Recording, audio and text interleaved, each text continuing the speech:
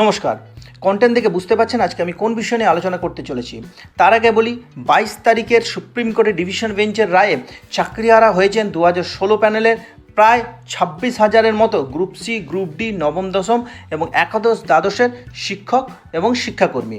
এদের মধ্যে 7,150 জনের স্যালারি যারা অন্যায়ভাবে চাকরি পেয়েছিলেন তাদের কিন্তু স্যালারি অর্থাৎ এপ্রিল মাসের স্যালারি কিন্তু হচ্ছে না।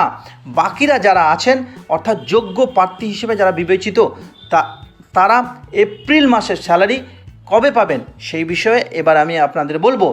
29 তারিখ সোমবার রাজ্য সরকারি কর্মচারীরা যারা আছেন অর্থাৎ রাজ্য সরকারি কর্মচারী যারা আছেন তাদের অ্যাকাউন্টে স্যালারি কিন্তু ক্রেডিট হয়ে যাবে 29 তারিখ সোমবার।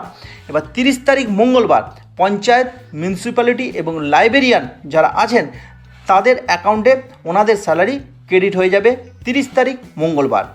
2 তারিখ যারা পেনশন পান অর্থাৎ 2রা মে বৃহস্পতিবার তাদের অ্যাকাউন্টে ওনাদের পেনশন কিন্তু ক্রেডিট হয়ে যাবে। 30 তারিখ মঙ্গলবার যারা আধা সরকারি কর্মচারী আছেন যেমন শিক্ষক, শিক্ষিকা, গ্রুপ সি, গ্রুপ ডি ওনাদের অ্যাকাউন্টে ওনাদের স্যালারি কিন্তু ক্রেডিট হয়ে যাবে 30 তারিখ মঙ্গলবার।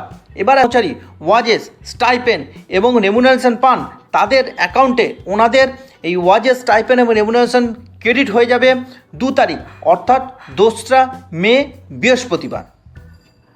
যারা যোগ্য প্রার্থী চাকরিহারা হয়েছেন ওনাদের স্যালারি কিন্তু 30 তারিখ মঙ্গলবার ওনাদের অ্যাকাউন্টে কিন্তু ক্রেডিট হয়ে যাওয়ার সম্ভাবনা আছে। তবে আবার বলি, ট্রেজারি এবং ব্যাংকের বিভিন্ন সময় অসুবিধাজনিত কারণে হয়তো 1 দিন বা 2 দিন দেরি হতে পারে, কিন্তু সম্ভাব্য যে তারিখগুলো আমি বললাম এবং যেটা ফিনান্স ডিপার্টমেন্ট থেকে অর্ডার অনুসারে প্রতি মাসে হয়, এ মাসেও অর্থাৎ এপ্রিল মাসেও কিন্তু এই হিসেবেই স্যালারি হবে। আশা করি সকলে বুঝতে পেরেছেন। এই গরমে সকলে সুস্থ থাকবেন, ভালো থাকবেন, সঙ্গে থাকবেন।